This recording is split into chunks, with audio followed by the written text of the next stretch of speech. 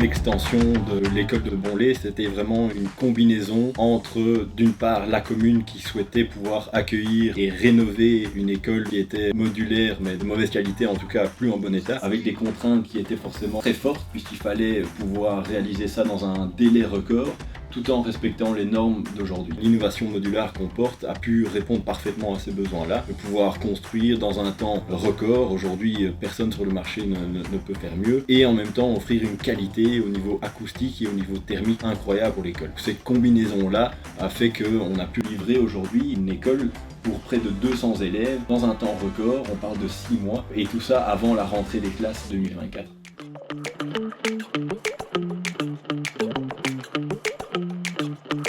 Le projet de l'école de Bonlay est un projet qui s'est déroulé de la période du 20 février 2024 au 19 août 2024. On devait intervenir absolument en période de congé scolaire afin d'éviter de troubler le plus possible l'organisation de l'école. On a donc lancé la fabrication des modules en atelier à partir du 18 mars, date à laquelle le chantier a également commencé sur site, et on est venu les livrer pendant les congés de printemps les 7, 8 et 9 mai. Sur cet intervalle de temps, on a lancé la production en atelier. C'est sur cette ligne de production que nous avons réalisé l'ensemble des modules. La capacité de stockage de cette ligne de production étant d'environ 30 modules, nous avons pu produire just in time de manière à ne pas avoir de problème de production et ainsi alimenter la ligne de manière continue. Les modules ont été fabriqués suivant toutes les normes en termes de résistance au feu thermique, acoustique sur cette ligne de production avec un contrôle qualité à chacune des étapes, suivant notre procédé de fabrication qui sont donc des modules en béton qui sont assemblés et équipés en atelier. Parmi les particularités du projet, on avait notamment l'intégration d'un escalier en béton qu'il fallait intégrer dans nos modules. Pour ça, on a dû réfléchir au phasage entre les opérations. On a donc posé la première volée en atelier ainsi que le palier intermédiaire sur une structure en mi-tang. On a ensuite posé, lors de la pose des modules sur chantier, la deuxième volée d'escalier.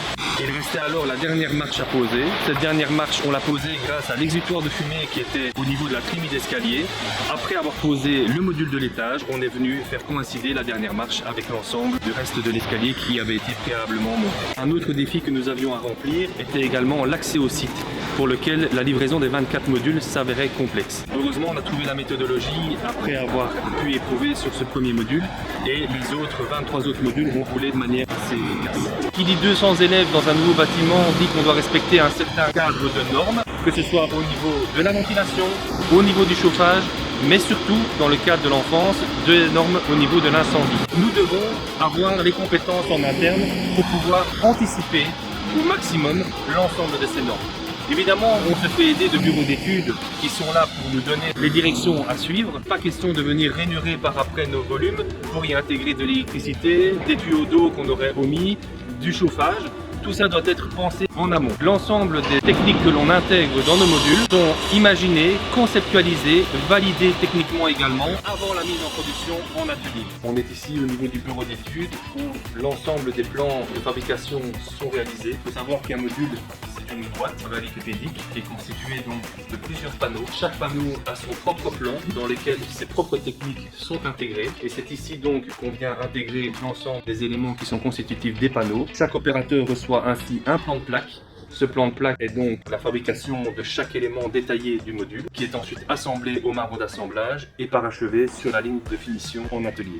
On intègre donc ici l'ensemble des techniques que je vous ai présentées tout à l'heure, à savoir les techniques spéciales, tout ce qui est ventilation, mais également tout ce qui est électricité, l'ensemble des câbles et l'ensemble des câbles incendie, l'ensemble des câbles data évidemment. Les ouvertures au niveau des châssis sont également dessinées en amont.